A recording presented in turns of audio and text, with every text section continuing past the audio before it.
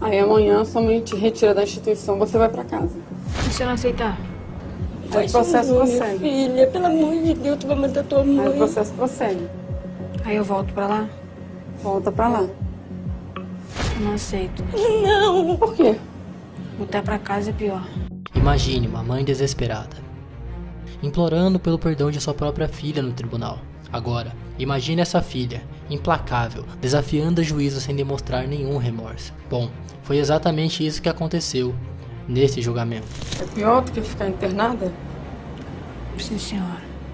Por quê? Não, filhinha, não, filha. A gente vai sair de lá, filhinha. A mamãe vai vender tudo. Mas isso não é normal. Você quer ficar internado numa instituição? Prefere do que voltar pra casa? O que que tava vendo com ela? Sabe o que é? Olha só, essa é a primeira vez que eu vejo... Este é mais um caso infame da juíza Luciana Fiara. E enquanto ela dava a opção do réu de ser absolvida pelo seu crime de pequena gravidade, a adolescente com um olhar de deboche começa a se questionar e a desafiar a juíza. Diz ainda que é melhor voltar à instituição onde estava do que retornar à sua própria casa. Amanhã sua mãe te retira da instituição, você vai pra casa. E se eu não aceitar? Aí o processo prossegue. Filha, pelo amor de Deus, tu vai matar tua Aí o mãe. processo prossegue. Aí eu volto pra lá? Volta pra lá. Eu não aceito. Não. Por quê? Voltar pra casa é pior.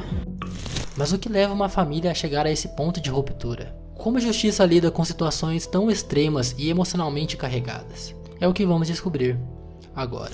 Não sabemos ao certo o nome dos protagonistas dessa história, porém podemos ver que assim que a adolescente entra no tribunal para seu julgamento, o clima fica tenso.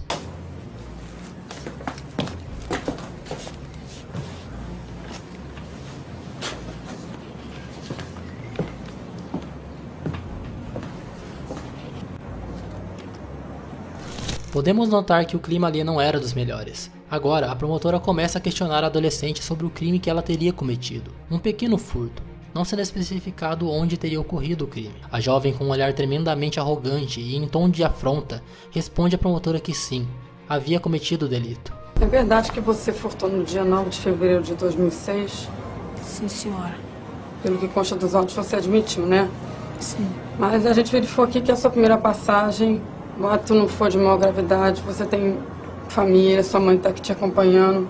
Então o Ministério Público te concedeu uma remissão, ou seja, uma espécie de perdão. Descobrimos que este é o primeiro crime cometido pela jovem. Então a promotora e o Ministério Público resolveram lhe dar uma remissão, que é basicamente um perdão, entre aspas, pelo crime cometido, e a jovem poderia ir para casa. A promotora começa a explicar à jovem quais seriam suas opções dada a esta situação. Então o Ministério Público te concedeu uma remissão, ou seja, uma espécie de perdão. Mas para isso você tem que concordar. Repare na cara de deboche da adolescente enquanto a promotora explica sobre sua situação. Podemos notar que ela claramente não está arrependida de seu crime, e muito pior, está literalmente fazendo desdém da justiça brasileira.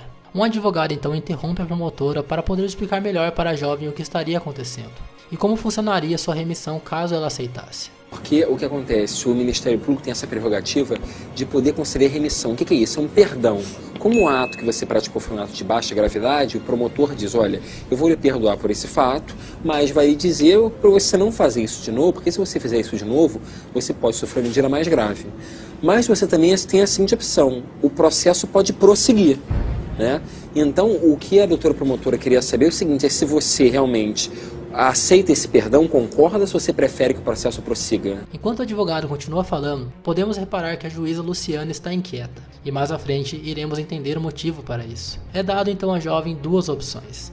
Na primeira, ela poderia aceitar o perdão e ir para casa com sua mãe, e na segunda o processo continuaria e ela voltaria para a instituição do reformatório, onde aguardará um outro julgamento. Entre as duas opções dadas a ela, a resposta mais consciente seria aceitar a primeira opção. Porém, essa foi a resposta da jovem. Aí eu volto pra casa? Recebendo perdão, você vai ser liberado e vai ir para casa. Aí amanhã sua mãe te retira da instituição, você vai pra casa. E se eu não aceitar?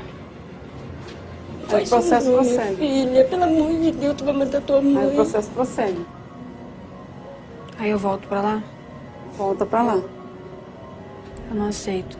Não. Imediatamente após a pergunta da adolescente, vemos sua mãe completamente tomada de tristeza, lhe implorando para não recusar a remissão. O desespero da mãe é visível e comove todos ali presentes, porém não toca o coração de sua própria filha, que que nega a remissão e continua a questionar os promotores. Além de recusar, ela ainda tem a audácia de dizer que voltar para o reformatório era melhor do que ir para sua própria casa.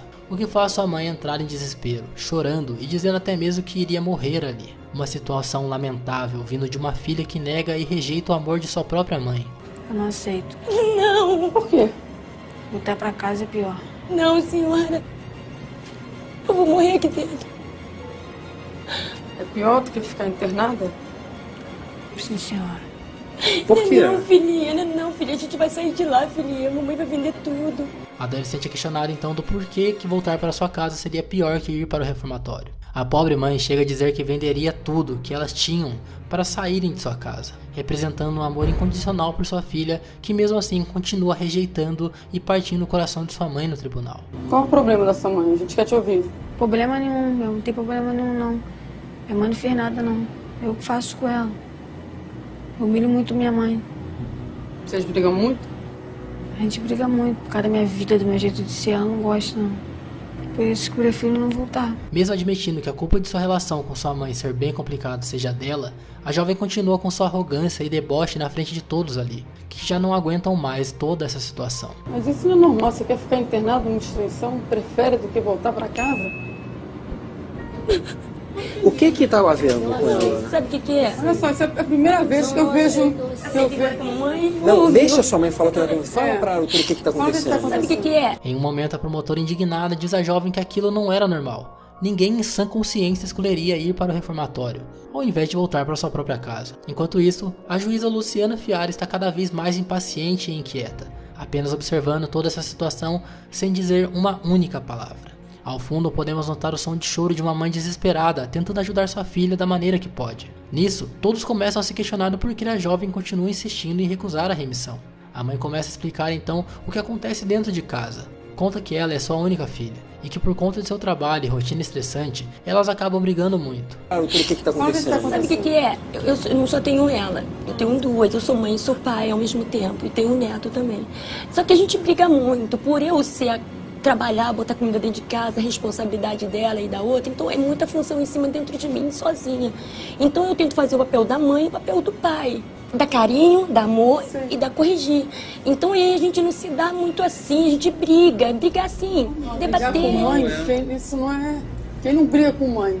E durante a fala de sua mãe, a jovem continua com uma expressão de desprezo diante de todos, o que deixa cada vez mais a juíza indignada. Quando lhe dizem que ela deve respeitar sua mãe, a adolescente vira o rosto com um olhar arrogante e debochado. Sua mãe, você tem que respeitar a sua mãe, Ela é minha caçula. acatar as determinações dela. Estudar. Porque aqui chegam adolescentes todos os dias sem mãe, sem pai, sem ninguém. O que claramente representa um desdém, um desrespeito, não só com sua mãe, mas também com todos ali presentes. A promotora então lhe faz um ultimato, para que a jovem decida mesmo se prefere viver ali com as crianças que ela mal conhece, sem família, longe de sua mãe, ou se ela vai aceitar a remissão e ir para casa com sua mãe naquele exato momento. Se você prefere ficar num abrigo junto com crianças que não têm família, Mas eu não quero ir pro abrigo.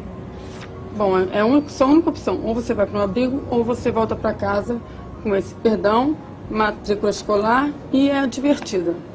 E o processo termina por aqui. Aí é com você. E agora então chegamos no momento em que a adolescente surpreende a todos. E essa foi a sua decisão. Então tá, eu aceito. Você aceita então? Aceito. Então amanhã sua mãe vai te buscar na instituição. Tá legal? Amanhã a senhora vai buscar na instituição. Tá? Pode ir, Simone. Obrigada. Obrigada, tá? Vocês têm um bom dia. Desculpa, tá? A pobre da mãe ainda pede desculpas ao sair da sala por conta de todo esse transtorno causado por sua filha. E a juíza Luciana, que não disse nenhuma palavra durante todo o julgamento, finalmente desabafa. Essa aí foi palhaçada. Porque se tô eu aqui, eu revogo essa remissão, não dou não. Muito mimada, muito cheia de marra pra quem tá sendo beneficiada, cara. Não existe isso. Não, pois é, por isso que eu saí até de perto. Porque eu não tenho estômago pra isso, não. Não dá, né? O quê? Enfim, você concorda com Luciana? Acha que dada essa atitude cheia de marra e arrogância da jovem, ela ainda merecia ter sua remissão? Na minha opinião, com certeza ela não merecia. Mas se você acha que a atitude dela foi chocante, confira este vídeo onde o jovem que matou seu próprio pai teve uma sentença digna de risos.